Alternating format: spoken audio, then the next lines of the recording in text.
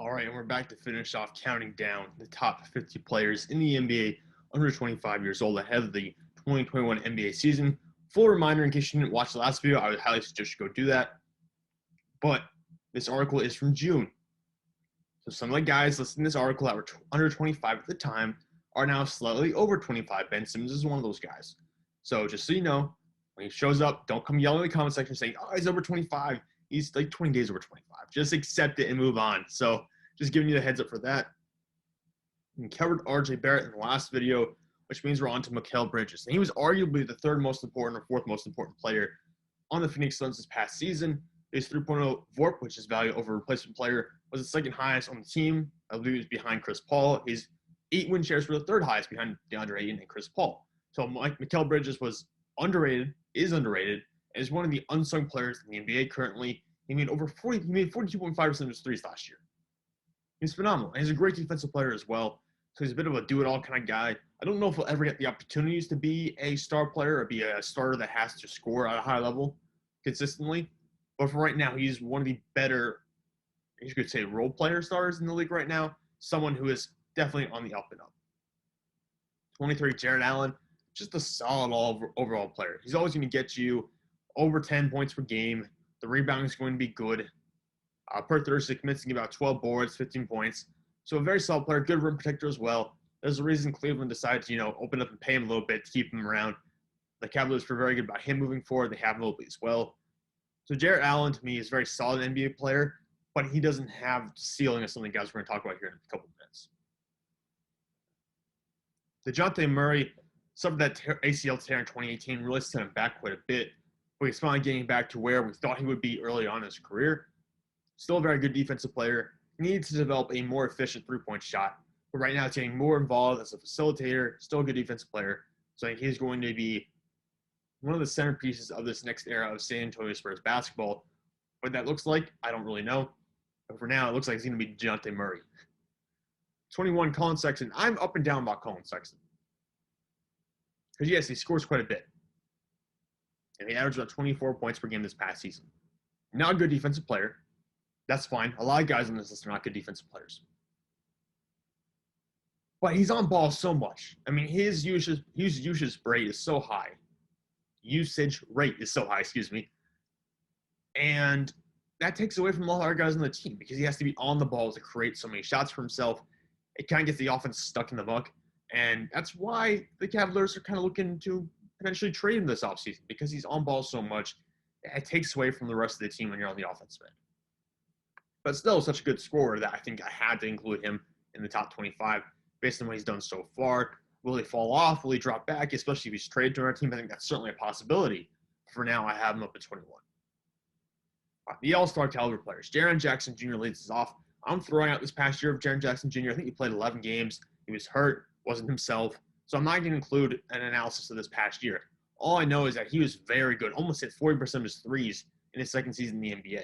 So this is a very athletic player. My biggest concern about him and his versatility is that he's not really good defensively, doesn't move nearly as well as he should, and he fouls a ton. Like, he fouls to the point where he's almost fouling out in a lot of games. This is a guy you really have to worry about when it comes to foul trouble, which shouldn't be that way because he's athletic enough that he should not have to deal with a kind of situation like that. The Memphis Grizzlies has some really good talent. He has some really good young players out there. Jaren Jackson Jr. is certainly one of them, but there's a lot for him to do to move forward. He's still a very young player, 21 or 22 years old, so plenty of time for him to develop in that sense. I like what he did early on in his career. Just has to get healthy, continue shooting well from the outside, and just do something about the defense. Just fix him somehow, man. Because right now he's already off to a good start. All right, Lonzo Ball up to 19. Small improvement from last year, but I think big improvement for him as a player, especially over the past 2 years. Knocked down 37.6% of his threes over the last 2 seasons, which is a huge improvement from what he was doing in LA. His shot looks so much better right now. He's a legitimate three-point shooter, and he's taking about 7.2 threes per game. That's insane for a guy who we thought could not shoot the ball a couple years ago. And, of course, he's a decent facilitator. Not a tremendous facilitator, but a decent facilitator, good defensive player, very solid all-around point guard. They're going to have a lot to do with him in Chicago. I know it says New Orleans. Remember, this article was written in June, so don't crush me for it. And you want to read this article for yourself, by the way, I'll leave the link in the description, so you can check it out down there. But again, this article is old. Don't hate on me if the teams are wrong. John Collins, who just resigned in Atlanta. That's one team that's right. The Hawks are buying into John Collins being a solid NBA player. We've seen him do it with the scoring the past couple years in the NBA. He's a bit of a tweener between a power forward and a center. But he's really improved his three-point shooting the past several seasons, which has been huge for him. If he was not going to be able to improve that, I think he would have never come close to being the player he is today. He's an explosive dunker, but his shooting from that side, like I said, has been huge for his game in general. Excuse me while I get that. But anyways, Collins is not an all-star yet. But he's only 23 years old. He's one of the more productive offensive players in the NBA. There's under 25. So I think there's a possibility for him to get in for a few all-star games. I don't view him as a perennial all-star, but maybe in the future he can carve out a spot for himself on an all-star team. Jamal Murray at 17. It's unfortunate he tore his ACL this past year after having a phenomenal run in the bubble, where he had, of course, that incredible shooting split. We'll see how he does coming back from the ACL tear. When we'll see him next, I don't really know. But he averaged over 20 points per game this past season for the first time. He's never going to be a superstar player. Not going to be a perennial all-star either. But I think I could see him sneak into a couple teams over the length of his career because he is a good overall player. He does everything well offensively, and he has those runs in the season where he'll just shoot phenomenally, have good splits. So then you can see a guy like Jamal Murray make a couple all-star games in the future. And we're not going to go too far away from Denver for the next overall because it's another nugget. Michael Porter Jr., promising rookie season after dealing with a bunch of injuries. He was injured as a rookie as well. Comes out, averages 19 points per game while making almost 50% of his threes. It was an insane shooting season for Michael Porter Jr. And if he can do that consistently, oh boy, Nuggets have a good plan. They got him for a steal where they took him in the draft. I have no idea how he fell that far. I know the injuries are always a concern, but someone should have taken a chance on him before he reached the one he did in the draft. My biggest concern with Porter Jr., lack of defense. Has a ton of athleticism, does not use it well defensively. We'll see if he can develop that in the future. And now we're going to talk about future NBA superstars, or guys that have the potential to become superstars. Starting off with LaMelo Ball, he's down at 15 because I only have 1 year on him. And he did miss a bunch of games as well. But LaMelo seems to have really matured during his time abroad, playing in other professional leagues around the world. He came into the NBA, averaged 19.7 points, 7.4 rebounds, and 7.7 assists per 36 minutes. He's only 19, or was only 19 at the end of the season. So a very young player with a lot of room to grow. I would like to see him shoot a little bit better from the outside. I think he already facilitates well, already better than his brother at least. But I think he can do better than that as well. He can also improve upon that to some extent. I want to see him use his length to play better defense. Because Lonzo's the better defender. LaMelo might be the better scorer, might be the better shooter, might be the better passer. But Lonzo is certainly the better defender for now. I want LaMelo to develop on that end of the floor. 14, Deandre Ayton. Maybe raised a little bit too high here because of this past playoff run with Phoenix. Saw his numbers drop off a little bit this past year because he was playing a lesser role when Chris Paul arrived. So he took fewer shots. That's no big deal. That's professional. That's professionalism. You're just playing a role on a team, and he does that well. I think he could be a future star player. Maybe not to the level that some TV show hosts are hyping up to be on certain sports networks, because I don't think he's going to be a perennial all-star, all-NBA player. I just don't see that. You know, he doesn't shoot threes well. He's a good defensive center, but not a tremendous defensive center. So I'm kind of stuck in the middle with him. I really like him. I think he's going to be a future all-star. I just don't think he's going to reach the superstar heights that people maybe have imagined over the past couple of months. Bam Adebayo sticks at 13 from last year's rankings as well. Doesn't move anywhere. Good defensive center. We already know. One of the most versatile defensive centers in the NBA because he's able to elevate and block shots, even though he's a little bit undersized. But because he's undersized, he moves so well. He can stick with guys on the perimeter. He can blow up pick and roll offenses pretty easily. So there's a lot to like about Bam. Needs to shoot more from the mid-range and three. He has to extend his range. If he doesn't start doing that now, I'm going to become very concerned. Because while he can score on the inside, that's great. He looked a little terrified. Maybe terrified wasn't the right word. He looked a little bit scared playing against Giannis and Brook Lopez against Milwaukee in the playoffs because they are so big and they're so good defensively that Bam had trouble getting his looks inside. Against teams like that, you have to be able to shoot from the outside, or at least from the mid-range, and Bam couldn't do that consistently. 12, Ja Morant. There's a lot to like about Ja. The explosiveness, of course, the ability to facilitate so far. But he took a little bit of a statistical regression this past year. Not nearly as good shooting outside, shooting around 30% from three. And my worry with him is that he'll end up being, and it's crazy to say, he'll end up being sort of like a Russell Westbrook type player, which, again, if you're Russell Westbrook, good for you, because Russell Westbrook is an MVP. But Ja Morant, you have the potential to be more than that as an offensive player if you learn to shoot consistently from the outside. I think Ja Morant certainly has the potential to do that. Sure, certainly has the work ethic to do that. He just has to get to that point where he's shooting closer to 35 to 40% from three. Because right now, his three-point shooting is not a huge bonus for Memphis. Number 11, this is where I had Ben Simmons. Now, he got picked apart by Atlanta last year. The Hawks just, in the playoffs, they just built their entire game plan around Ben Simmons almost. Let Trae Young do it on offense and then target Ben Simmons when Ben Simmons is on the offensive end. And now apparently he wants to be traded from Philadelphia. He's not accepting calls. He's not picking up the phone when Embiid's calling him. So probably deserves to be a little bit lower on the list because of that. It's hard to deal with guys in that sort of situation. I don't know what's going on in his head or in his life, but it certainly seems like Ben Simmons is just bombing out of Philadelphia. Still one of the best defensive players in the NBA. Still probably the second best defensive player in the NBA and the best guy who can guard outside of the paint. It's just that, you have to be able to do more than that. You cannot be picked apart the way he was in the playoffs. So he's down at 11 after being all the way up at 3 last year. He's all the way down to 11. It might sink further down the list in the future, especially if he's no longer on the 76ers next year. Brandon Ingram at 10, just a very good offensive player. Well-rounded offensive scorer, can shoot from the outside, averaged 23.8 points per game over the past 2 years. I just think that the Pelicans underachieved again this year. I don't know if it has anything to do with Brandon Ingram or not. He's a good player. I think he can create shots for himself. My concern is that he doesn't really use his length and physicality and build to really help his team on the defensive end, when he certainly could do a better job of that. I just don't know if he's good enough to be your primary scorer on the team. Now, granted, Zion was technically for New Orleans this past season, but Ingram to me is a guy who's maybe on and off every other year as an all-star, not going to be a consistent all-star. I think the same thing can be said for Jaylen Brown at number 9. A very good player, especially, unlike Brandon Ingram, going to contribute more on the defensive end of the court, so you got that to rely on. Very good outside shooter as well. Really stepped up the past couple of years. He went from being a guy who was more just a 3-and-D player to now an all-star. So he can do more for himself. Maybe not create as many shots as Brandon Ingram can, but it's certainly a great pairing for Jayson Tatum. And we've seen what those two can do together. But again, Boston kind of underachieved this past season. And Grant Brown was dealing with some injuries and stuff. We'll see how that all plays out. Brown, to me, is a very good player. I just don't know if he'll ever be an elite player in terms of being like a perennial All-NBA candidate.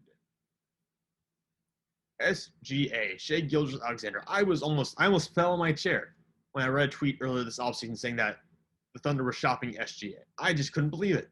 And I hope it's wrong, because SGA is their whole rebuilding process. He's everything they have besides all those draft picks. This is your superstar of the future. And I think SGA is the kind of guy who could develop into a multi-time All-Star, a guy who will make the game consistently. He averaged 23.7 points per game this year, 25.3 points per 36 minutes. Only had 35 appearances, I believe, so it's hard to track his development when the injuries are going on. You also have the Thunder, who are not trying to get their guys hurt. They're trying to stockpile draft picks. It's hard to track SGA's development because we're not seeing him play on a traditional setting. You're playing on a team that's just bombing out right now. So it's hard to tell exactly where he ranks as a player in the NBA, but I certainly think he's trending upward in the right direction. De'Aaron Fox is the last one. I love De'Aaron Fox. It's one of my favorite players in the NBA. He just plays such a smooth game. I love it. His passing's gotten better the past couple of years. His scoring's gone up. Still needs to learn to shoot from 3. I don't know why his 3-point shooting has not gotten better.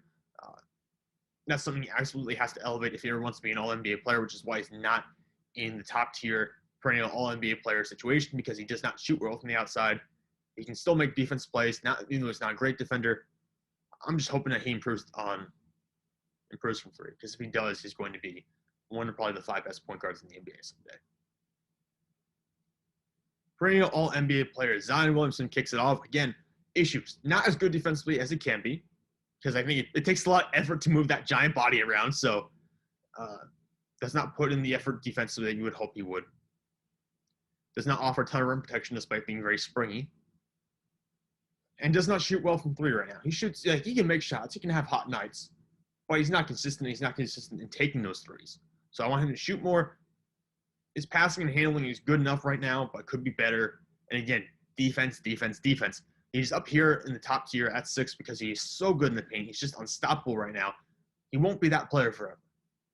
So he needs to develop the defense, passing, the outside shooting. That needs to come now. You cannot wait on that, because by the time you're waiting on that, it's already too late and you're suffering a little bit of a drop-off. So he needs to start doing that now. And he has all the ability to do it. We just have to wait and see how it plays out. And I wonder if losing Lonzo Ball will affect his ability to take advantage of his dunking and high-flying acts in New Orleans. Number 5, Devin Booker. You might call me crazy if I have Devin Booker at number 5, but statistically, he was the 3rd most important player on his own team last year.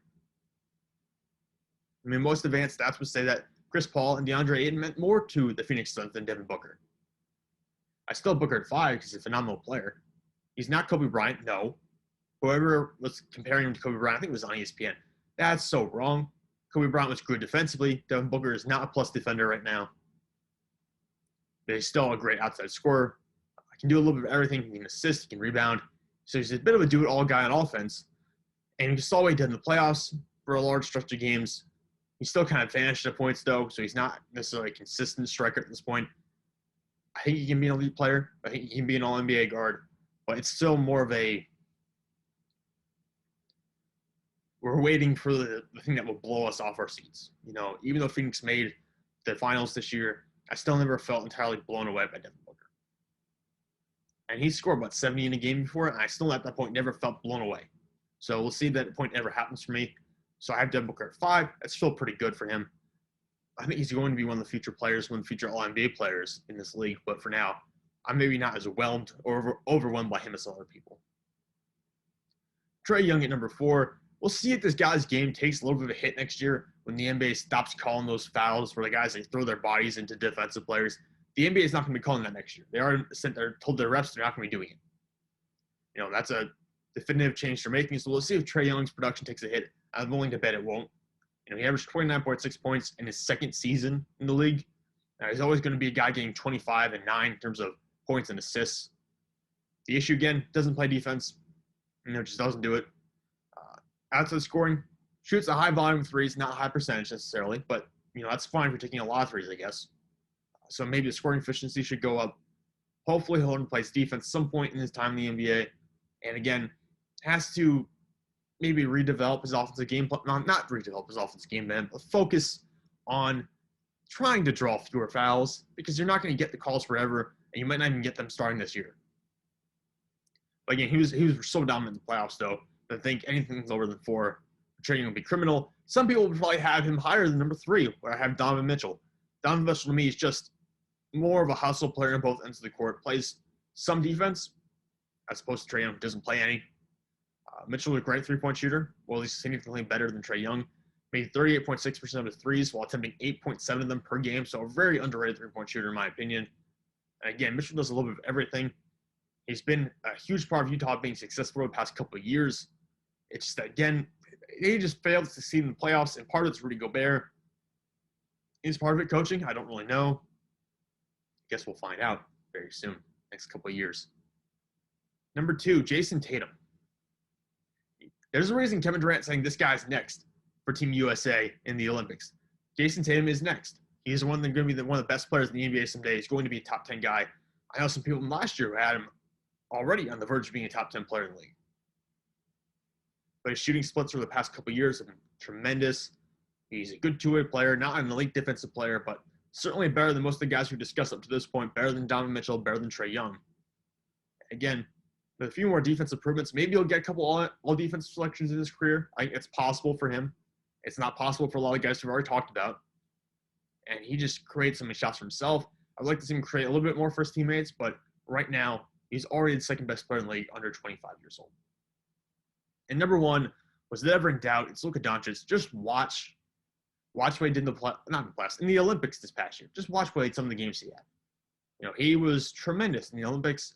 He was tremendous when he was playing in Europe. He's been tremendous through the first couple of years in the NBA. Dallas is not a relevant franchise without Luka Doncic. He is so good. He's going to be in the MVP debate for the next 10 years, if not more. And I think he's going to win a couple of MVPs, or at least one. If he gets out of the league having not won an MVP, I will be shocked. I think he's going to get one down the line at some point, because he's going to give you, something crazy like a stat line 28, 8 and 8, or 27, 9, 8. He's going to get you something along that line every year. So Luka to me is the best player in the NBA, 25 years and younger. Now, granted, needs to improve on defense, could shoot a higher efficiency from three. He's not a perfect player, but he's the best of the crew under 25. So thank you for watching, guys. Please subscribe to my channel. It's free. It doesn't cost anything. You can always unsubscribe later. And also, check out my Twitter at Sam_Teats33. You can find this article and read it for yourself in the description. Thank you guys so much for watching. I'll see you all later.